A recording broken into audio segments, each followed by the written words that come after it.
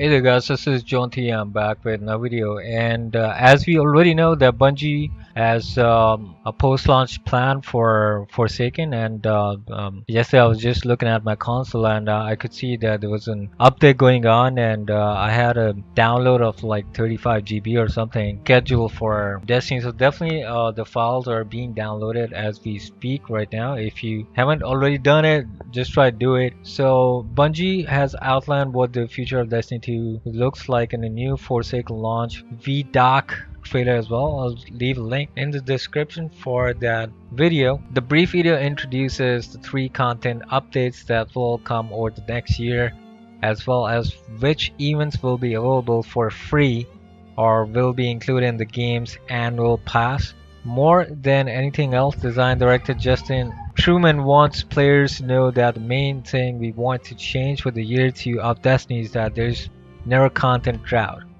Destiny 2's year 2 is broken down into seasons, each of which will feature its own content. Season of the Outlaw is the first season. It will kick off with the launch of Destiny's new Forsaken expansion on September 4th. Season of the Outlaw is season 4 of Destiny 2, and it starts off with the campaign of Forsaken and the Gambit, a multiplayer mode.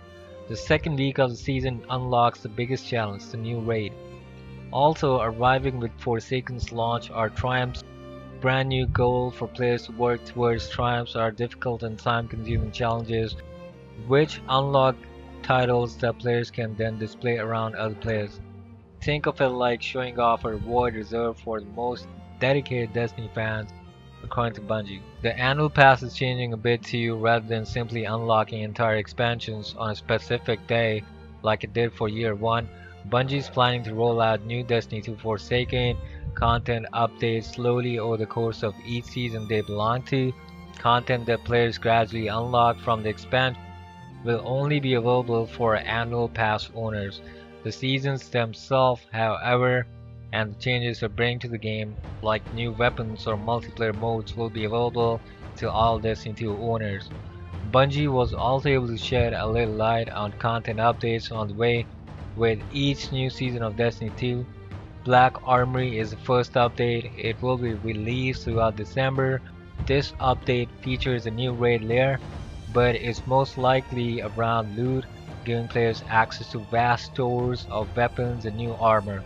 The next release is Joker's Vault, and that will be released in spring 2019.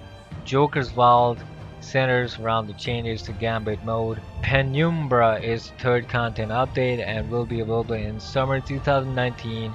Penumbra will feature new loot and a new raid lair, but Bungie is going to keep everything else a mystery in hopes of letting players discover it on their own. Destiny 2 Forsaken is aiming to give players a constant stream of content. Based on all this content and Bungie's new gradual release plan, the developer wants to make sure there's always something players can work towards. So the thing is that we're getting a lot of content, and what I'm calculating myself is that it can round up to around like $100 to $150 at least that we might have to spend in the future to get the latest content that's coming out with Destiny. Even though the content is good, the story is good, it's fun to play, but it's a lot of money that you have to invest in the game to get some latest updates in the game every year. So this seems like it's going to be a season based game now, and we just have to pay for each season coming up to play that and to get latest updates and stuff. Still, if you like this kind of gameplay where you have to pay for a season, then you have to play it. This is the best game for you. Otherwise, some people might be thinking that it's just too steep, to keep on playing because the contents, missions, rework. Because the last few updates that we got, a lot of people were not really happy with the updates because it was just a small cutscene. Then after that, you had to go ahead and kill off the same kind of aliens or same kind of beings that you were used to killing off in the previous updates and everything. So it's just something that I just want to let it out for you guys to know. With that, John TM signing out. You have a nice day. Thank you for listening.